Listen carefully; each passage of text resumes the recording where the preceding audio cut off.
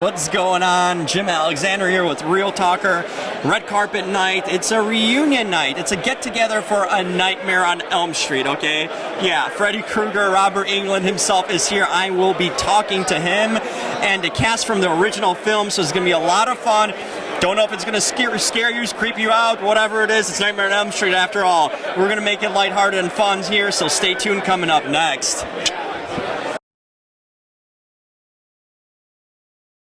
There you go, Robert Rusler, Jim Alexander here. Breaking out all the old school stuff. I know, I'm just like, where do you find these things, right? Doesn't it always amaze you when you see these old posters and pictures of you? Like, where do they come from? Well, it freaks me out when they show me pictures that I've never seen. I'd imagine I'd be kind of different, right, in that way.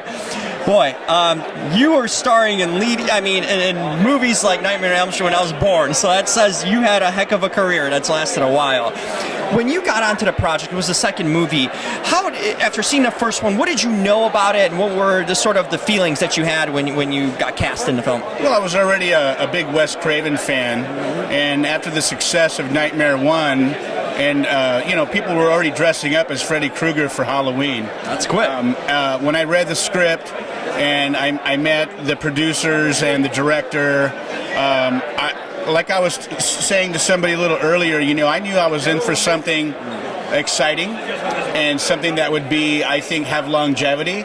But I never had the idea that it would become the cult classic that it's become. It really has. I mean, when you look at what movies or shows that you're into or attracted to these days, is there anything that you really like, any sort of genre or anything that's on TV or film-wise that sticks out to you? I mean, I like all genres. I just like the best of what's good, I love dramas and action, and I'm still a big horror fan. Mm-hmm. And I think, namely all the Blumhouse stuff that's been coming out has been, fantastic. And I think what they've done is really gotten great stories and put in good performances and did a nice blend of using modern technology and old school practical effects. You guys had old effects back then. They really stand up when you look at the stuff today, which is a lot of CGI, but do you still kind of marvel when you look back and see how good it actually looks? And it was done by hand most of the time without computers. Absolutely. And, the artistry that it takes for those guys doing the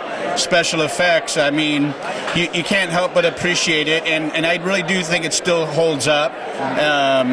The special effects on Nightmare 2, when it came out in the theater originally in the 80s, there was a lot of people freaking out about how graphic it looked. And, I think movies have gotten a lot more graphic, but there's something about the lighting and the practical effects and the way they presented the horror imagery that I think left a lot more to the imagination, which I think can be more frightening than actually being explicit about it. Interesting. And now we're kind of in an era, especially lately, of reboots and remakes. There's talk again of making another Nightmare on Elm Street. How do you feel about rebooting that sort of franchise that's been around for so long that you said is a cult classic? Think it's a good move to do it over again, or you kind of want to keep it as it was? I mean, there's always room to keep moving forward, but I don't think that you could ever do another Nightmare on Elm Street without Robert Englund. Right. He's the face of it, literally. I mean, otherwise move on to something new and maybe a spin-off from that. But if you're going to do a Nightmare on Elm Street, if you're going to do a remake or whatever you're going to do, and you're going to use Freddy Krueger in it, you got to have Bobby Englund. Perfectly said. Couldn't close that. Thank you so much, Rob. Appreciate it.